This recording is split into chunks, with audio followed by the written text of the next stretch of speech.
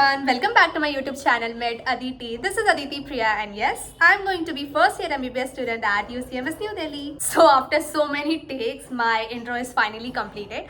So in this video, मैं basically cover करने वाली हूँ organic chemistry, how to make boring chapters interesting, जिसमें हमारे chapters include होते हैं chemistry in everyday life, environmental chemistry, polymers and biomolecules. So yeah, let's start with the video. Okay, so yes, I agree, ये बहुत ही boring chapters है, but trust me, इन्हें interesting बनाया जा सकता है and ये बिल्कुल भी डिफिकल्ट नहीं है. हमें ऐसा लगता है ना, जब हम लोग ने ये चैप्टर पढ़ा नहीं होता है, हम बस ऊपर से देखते हैं तो ये इतना सब कुछ है, इतना सब कुछ याद कैसे होगा, हम लोग पढ़ते ही नहीं है. बट ट्रस्ट मी, इससे ज़्यादा स्कोरिंग चैप्टर हमारी पूरी 11th-12th की केमिस्ट्री में नहीं है. ट्रस्ट चैप्टर्स ना बेसिकली ऐसे है कि इन चैप्टर्स में हमें बस एक बार इनपुट देना होता है. इट्स लाइक कि जब हमने एक बार इनपुट दे दिया तो हमारे ऑलमोस्ट से 20 to 24 मार्क्स नीट में सिक्योर हो जाता है. बिकॉज इन चैप्टर्स, मतलब ये जितने भी चैप्टर्स मैंने बोला है, जो कि 4 चैप्टर्स है, इनमें से ऑलमोस्ट मतलब या फिर मिनिमम एक क्वेश्चन तो आएगा ही. It's very evident from the trend कि एक क्वेश्चन तो इन चैप्टर से आएगा ही, और कभी कभी किसी एक चैप्टर से 2 भी आ सकता है. तो ऑलमोस्ट से लेके चलो 20 to 28 मार्क्स तुम्हारे इन चैप्टर से सिक्योर है.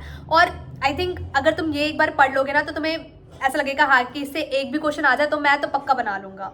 एंड इनकी अच्छी बात ये भी है कि इनमें तुम्हें कोई भी एक्स्ट्रा एफर्ट्स डालने की बिल्कुल जरूरत नहीं है. बिकॉज अगर तुम ऑर्गेनिक केमिस्ट्री के बाकी सारे चैप्टर्स देखोगे तो जैसे रिएक्शन वाले क्वेश्चंस हो गए, उनमें ना इंटरलिंक्ड कॉन्सेप्ट्स होते हैं, तुम्हें इंटरमीडिएट वगैरह वगैरह उनके मैकेनिज्म को याद करना पड़ता है. इन चैप्टर्स का प्लस पॉइंट ये है कि तुम्हें कुछ कॉन्सेप्ट समझने की जरूरत नहीं है. इट्स लाइक कि कॉन्सेप्ट को इंटरलिंक नहीं करना है. इंडिविजुअल चैप्टर्स है, तुम्हें बस इंडिविजुअली याद करना है. It's just your memory game. ये तुम्हारी मेमोरी पावर को चैलेंज करता है. तो तुम्हें जितनी ज़्यादा अच्छे तरीके से याद होगा ये, और तुम उतना ज़्यादा स्कोर कर पाओगे. तुम्हें इसमें कॉन्सेप्ट रिवीजन या फिर कॉन्सेप्ट को लर्न करने की, इंटरलिंक करने की कॉन्सेप्ट्स को, या फिर जो तुमने पहले पढ़ा हो, जैसे कि हम इनऑर्गेनिक केमिस्ट्री की बात करें तो हमें पीरियोडिक टेबल वगैरह को इंटरलिंक करना पड़ता है बाकी सारे चैप्टर से. तो इसमें एज सच कुछ नहीं है, ये सारे इंडिविजुअल चैप्टर है और इंडिविजुअली पढ़ोगे, याद करोगे, आराम से याद हो जाएगा एंड 20 to 24 मार्क्स सिक्योर हो जाएंगे. Then yes, repetitive revision of these chapters are required. It's not like कि तुमने एक बार पढ़ लिया तो तुम्हें एक ही बार में याद हो जाएगा, या फिर अगर तुम्हें याद भी हो गया तो तुम उसको 5-6 महीने बाद जब बुक खोलने जाओगे और तुम तब एक्सपेक्ट करो खुद से कि तुम्हें वो याद है, तो इट्स नॉट पॉसिबल. बिकॉज इतने सारे मेडिसिन है. अगर मैं बात करूँ केमिस्ट्री इन एवरीडे लाइफ की, तो उसमें इतने सारे मेडिसिन है, थोड़ा बहुत कन्फ्यूजन होता है, आई एग्री होता है. बट अगर तुम उसको रिवाइज नहीं करोगे, विथ टाइम रिवाइज नहीं करोगे, तो इट्स वेरी ऑब्वियस कि तुमने जो इनपुट एक बार दिया था उसे याद करने के लिए, अगर तुम उसे 5 बार जाके 5 months बाद जाके उसे खोल रहे हो तो तुम्हें वो इनपुट वापस देना पड़ेगा. सो इट्स बेटर कि तुम अपना इनपुट एक ही बार दो और उसको with time to time revise करते रहो. ज़्यादा टाइम नहीं लगता. इट्स लाइक अगर तुमने एक बार इनपुट दे दिया है और 3-4 बार रिविजन करके तुम्हें वो याद हो चुका है तो ठीक है, महीने में 1 से 2 बार, या ठीक है हर 15 डेज में एक बार वो चैप्टर खोलो जो तुमने अंडरलाइन हाईलाइट ऑब्वियसली कर रखा होगा, तो बस उसको एक बार पढ़ लो. और वो पढ़ने में आई थिंक 5 से 10 मिनट लगेगा. इन चैप्टर्स की यही बहुत अच्छी स्पेशलिटी है कि जैसे मैंने बताया कि कॉन्सेप्ट्स को इंटरलिंक नहीं करना होता है, इंडिविजुअल चैप्टर्स है ये सारे, तो इनको रिवाइज करने में भी ज़्यादा टाइम नहीं लगता. इनको ना एक बार पढ़ने में, जब तुम स्टार्टिंग में पढ़ोगे तो आई एग्री टाइम लगेगा, बिकॉज चीज़ें नई लगेंगी, कुछ इनमें कॉन्सेप्ट नहीं होता है तो सब कुछ नया लगेगा और इनको फर्स्ट टाइम याद करने में बहुत टाइम लगेगा. बट येस, इनका revision is very easy. I think सबसे इजी चैप्टर्स होते हैं ये रिवाइज करने के लिए. तुम नीट से पहले भी तुम आधे घंटे में ये चारों चैप्टर रिवाइज करोगे, इतना इजी होता है इनको रिवाइज करना. रिवाइज करने में हार्डली 5 से 10 मिनट लगता है एक चैप्टर रिवाइज करने में. तो इनका रिविजन बहुत ईजी होता है. वही है कि पहली बार पढ़ने में तुम्हें टाइम लगेगा, तो ऑब्वियसली तुम ये चाहते होगे ना कि तुम अपनी मेहनत को सेव करके रखो, तो ठीक है एक बार इनपुट दो और उसको विथ टाइम टू टाइम उसे रिवाइज करते रहो. And if I point out the next reason या फिर नेक्स्ट प्रॉब्लम, तो ये मैंने बहुत सारे लोगों में देखा है कि बहुत सारे लोगों को हेजिटेशन होती है ये चैप्टर्स रीड करने में या चैप्टर्स खोलने में ही. अगर मैं अपनी बात करूँ तो 11th में हमारे पास था ना environmental chemistry. I don't think मैंने वो पढ़ा था 11th में. जब हमारे टेस्ट में भी आ रहा था तब भी मैंने नहीं पढ़ा था. मुझे बहुत हेजिटेशन होती थी यार कि मैं ये चैप्टर नहीं पढ़ूंगी, एक ही क्वेश्चन तो आएगा, I just leave it. Because अगर स्कूल के भी एग्जाम में एक ही दो क्वेश्चन आएंगे तो आई जस्ट लीव इट. क्या ही होगा, 1 से 2 मार्क्स नहीं आएंगे, इट्स फाइन. बट ये बिल्कुल नहीं करना है. ये हेजिटेशन को अपने अंदर से पहले हटा लो. ये चैप्टर्स बहुत ईजी होते हैं. तुम ये भी तो सोचो ना कि सिर्फ 1 से 2 मार्क्स आएगा इससे, तो ठीक है यार, 1 से 2 मार्क्स तो मैं अपने श्योर कर रही हूँ. तो इन चैप्टर्स को पढ़ने का जो हेजिटेशन, ना पढ़ने का जो हेजिटेशन है, प्लीज़ उसे रिमूव करो एंड खोल के पढ़ो. एक बार तुम अगर रीडिंग भी लगा लोगे ना इन चैप्टर्स की, तो ट्रस्ट मी वो 1 से 2 क्वेश्चन तुम्हारे वहाँ बन जाएंगे. सो ऐसा बन जाता है ना कि ये चैप्टर्स बहुत बोरिंग है और मुझे नहीं पढ़ना, आई जस्ट लीव इट. बिल्कुल ऐसा मत करना. इन चैप्टर्स को मैंने बताया कि इसे इंटरेस्टिंग बनाया भी जा सकता है. सो I have this app which is called Memoneat app. So बहुत सारे लोगों ने मुझसे ये पूछा था कि क्या कोई ऐसा एक ऐप है या फिर हम कैसे एनसीईआरटी को लाइन बाय लाइन पढ़े. सो Memoneat is the best app. It has more than 30,000 questions जो कि एनसीईआरटी की डायरेक्ट लाइन से क्वेश्चंस बनाए गए हैं. Questions are also framed from the diagrams and also from the summary. तो फिर अगर आप वो क्वेश्चंस करोगे तो आपके मेजरली जो एनसीईआरटी है वो पूरा कवर हो जाएगा. So it's not just for biology but it is also for physics and chemistry. And another important feature of this app is कि 96 upon 100 questions that were asked in NEET 2020-21 were directly from Memoneat app, and also 42 upon 50 questions of chemistry were directly from Memoneat app. It is totally based on NCERT, and for chemistry, in addition to having chapter-wise MCQs, Memoneat also provides special interactive sections for physical as well as for organic chemistry. Every reaction of organic chemistry is framed as a question in 3 different ways, which will help you to understand the concept better. The first method is through the flashcards. The flashcards will pop up and it will help you understand and read and memorize the concepts. The second one is through the jumbled up words or the matching up of the elements and filling up the blanks, which will, make the learning of the concept easier. Learning is a different thing, and having a command of the topic by practicing more and more questions is a different thing. So I will suggest you guys to go and check this app. The link is in the description, and you can use my code ADITI300 to avail 300 off on all these subscriptions. So yeah, I will at least suggest you guys to go and check the free version of the app. And also मैंने ये भी tendency देखी थी, in fact मैंने अपनी भी और मेरे फ्रेंड्स की भी, कि वो हम लोग ये सोचते थे कि 1-2 क्वेश्चन आएगा तो हम लोग छोड़ देंगे, क्या ही हो जाएगा, 4 मार्क्स नहीं मिलेंगे नीट में.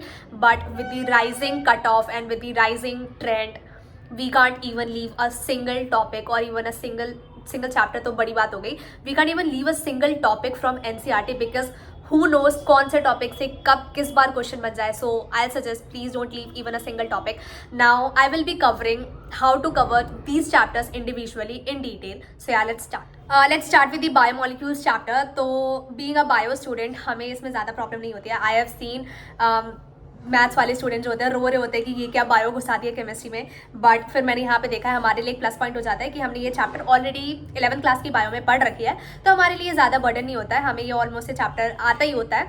तो for this chapter I will strongly recommend you that कि ऑलमोस्ट ये चैप्टर हमें सिंस पता ही होता है, तो जैसे एक हाईलाइटर लो अपने हाथ में और एनसीईआरटी की रीडिंग लगा लो. बस एक बार रीडिंग लगाओ, तुम्हें ऑलमोस्ट ये चीज़ें आती हैं. जो कुछ नई चीज़ें मिले तो उसे अंडरलाइन कर देना. Like I show you my NCERT over. तो ये एनसीईआरटी है मेरी. मैंने इसमें क्या किया था कि मैंने इसका ऐसा कोई लेक्चर वगैरह नहीं देखा था. हाँ, अगर कोई एक पार्टिकुलर टॉपिक मुझे नहीं समझ आता था तो मैं उसका लेक्चर देख लेती थी, मतलब या फिर उस लेक्चर का वो वाला पार्ट देख लेती थी. बट इसमें मैंने खुद से एनसीईआरटी की रीडिंग लगाई थी और हाईलाइटर लिया था और इसमें मार्क किया था. जो इंपॉर्टेंट पॉइंट्स मुझे लगे थे बस उसको मार्क कर लिया था. तो ये चैप्टर ऐसा हमारे लिए ज़्यादा बर्डन नहीं होता है बिकॉज हमें ऑलमोस्ट ये चीज़ें आती हैं. इस चैप्टर में मैंने स्ट्रक्चर्स वगैरह याद नहीं किए थे, जैसे अमाइनो एसिड्स के स्ट्रक्चर हो गए. सो बिकॉज हमारे टीचर्स ने भी रिकमेंड किया था कि स्ट्रक्चर्स याद करने की जरूरत नहीं है. जितने स्ट्रक्चर हमारे एनसीईआरटी 11th क्लास की बायो में दे रखा है उतनी याद करना है. अगर फिर भी तुमसे याद हो जाता है तो याद कर सकते हो, बट मैंने ऐसा स्ट्रक्चर्स याद नहीं किए थे. तो बायो मॉलिक्यूल्स के लिए मुझे ऐसा ज़्यादा बर्डन फील नहीं हुआ था बिकॉज ऑलमोस्ट ये चीज़ें मुझे याद. तुम ये सोच के डरोगे ना कि ये इतना सब कुछ किया और जब तक तुम पढ़ोगे ही नहीं तब तक डर लगेगा, पर एक बार तुम इसकी रीडिंग मारोगे तब तुम्हें ऑलरेडी पता चल जाएगा कि ऑलमोस्ट ये चीज़ें तुम्हारी कवर्ड है. तो ठीक है, इस चैप्टर के लिए मैं बस यही रिकमेंड करूँगी कि बस अपने फ्री टाइम में या फिर जब तुम बोर हो चुके हैं केमिस्ट्री के बाकी चैप्टर्स पढ़ के, तो ये वाला चैप्टर खोलो, एक हाईलाइटर लो अपने साथ और बस एनसीईआरटी की रीडिंग लगा लो और हाईलाइट कर दो इंपॉर्टेंट पॉइंट्स को, और विद 1 महीने के अंदर 1 से 2 बार यही वाला चैप्टर खोलो और बस जो हाईलाइटेड पॉइंट्स है उनको लर्न कर लो. सो या that's it for biomolecules. Then the next chapter is polymer. इसका तो मैं बेस्ट वे बताती हूँ, लाइक दी बेस्ट वे. इस पूरे चैप्टर में बेसिकली क्या है ना, इसको तुम एक टेबुलर फॉर्म में कंपाइल कर सकते हो. क्या लिखना होगा तुम्हें, पहले लिखना होगा नेम ऑफ द पॉलीमर लिख दो, देन उसके मोनोमर्स लिख दो, then type of the polymer लिख दो एंड देन उसके यूजेस लिख दो. बस ये 4 कॉलम तुम्हें बनाने हैं और एक बार एनसीईआरटी को रीड कर लो या फिर इसके वीडियोस भी अवेलेबल होते हैं, तो उससे तुम बस ये एक टेबल बना लो. बस इतना ही करना है इस चैप्टर में और उस टेबल को अपने स्टडी टेबल के ऊपर चिपका दो. बस इतना कर लो और उसको रोज सुबह उठ के उसके कभी एक पॉलीमर लिया, उसके मोनोमर्स याद कर लिए, उसके यूजेस याद कर लिए एंड दैट इज इट. तुम्हें रोज उठ के 1 से 2 पॉलीमर्स याद करते जाना है और ये चैप्टर बिल्कुल हार्ड नहीं है, बहुत ईजी है। 1-2 पॉलीमर याद करते जाओगे फिर तुम्हें खुद पता चल जाएगा कि तुम्हें कैसे याद करना है। So it's not that hard. तुम यही करो, नेम ऑफ द पॉलीमर लिख दो, उसके मोनोमर्स लिख दो, उसके यूजेस लिख दो and type of the polymer लिख दो, दैट इज इट। ये चैप्टर बस इन 4 चीज़ों में पूरा कंपाइल हो जाता है। तो बस इतना ही करना है पॉलीमर्स के लिए and I think this is the most scoring chapter. इसे डायरेक्ट एक क्वेश्चन आता है बस इन्हीं 4 बॉक्सेस से। एक डायरेक्ट क्वेश्चन आएगा नीट में जिसको तुम इजीली टिक कर सकते हो। सो या that is it. And also इसमें बहुत सारे स्ट्रक्चर्स हैं।